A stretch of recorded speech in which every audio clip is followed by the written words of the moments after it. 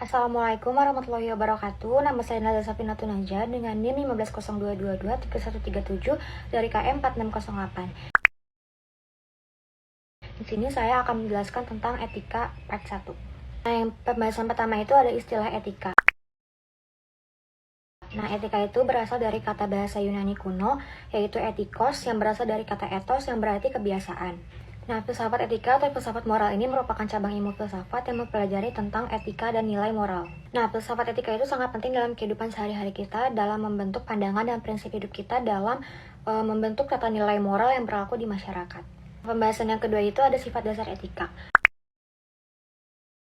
Nah, sifat dasar etika ini mencakup 5 hal. Yang pertama itu ada kejujuran. Nah, kejujuran ini tuh bersifat penting dalam etika karena kejujuran ini tuh memastikan bahwa kita tuh udah bersifat jujur maupun perilaku maupun perkataan.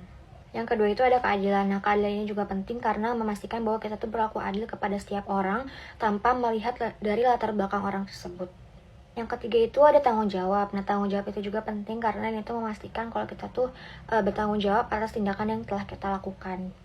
Yang selanjutnya itu ada menghargai. Nah, menghargai ini tuh kita tuh harus menghormati hak asasi manusia dan memperlakukan orang lain tuh secara baik tanpa melihat latar belakang orang tersebut, baik dari budayanya, suku, dan sebagainya.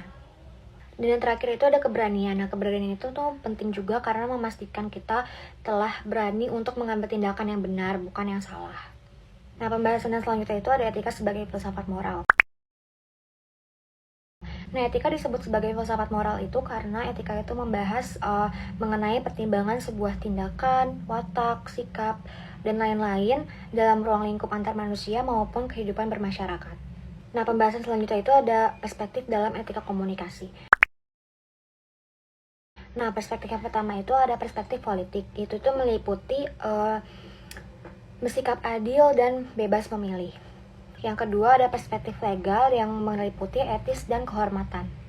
Dan yang ketiga ada perspektif sifat manusia yang meliputi kemampuan berpikir seseorang dan bagaimana cara mereka menggunakan simbol-simbol. Yang keempat itu ada perspektif dialogis yang meliputi kejujuran, keterbukaan, dan kerukunan. Yang kelima itu ada perspektif religius yang meliputi keagamaan. Yang keenam ada perspektif situasional yang meliputi hubungan antara nilai dan moral. Dan yang terakhir itu ada perspektif utilitarian, yaitu meliputi kegunaan dan kesenangan dan kebahagiaan. Nah, pembahasan selanjutnya itu ada privasi dalam etika. Nah, etika itu memandang privasi itu sebagai hal yang paling penting dalam membangun kepercayaan dan menjamin keamanan individu. Hal ini tuh menuntut bahwa informasi pribadi seseorang itu harus dijaga dengan baik dan tidak boleh disebarluaskan atau diungkapkan tanpa persetujuan mereka yang bersangkutan.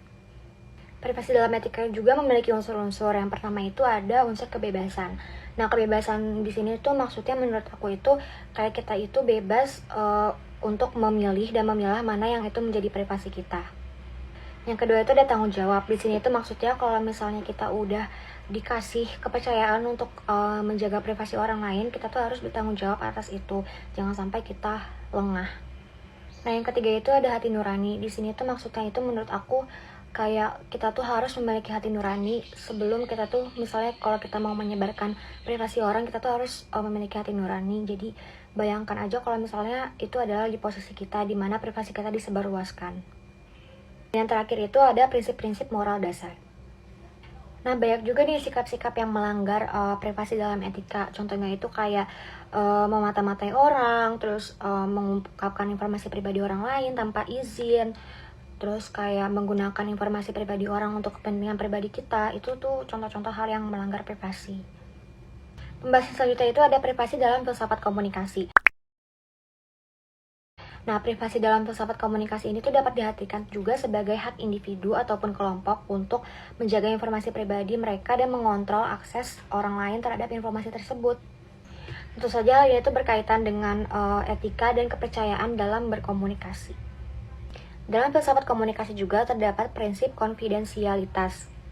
Konfidensialitas atau kerahasiaan sendiri itu merupakan sebuah kewajiban yang digunakan untuk menyembunyikan nama narasumber atau informasi itu sendiri dari pihak ketiga dalam kondisi tertentu. Sekian penjelasan dari saya. Apabila ada kurang dan lebihnya mohon maaf. Wassalamualaikum warahmatullahi wabarakatuh.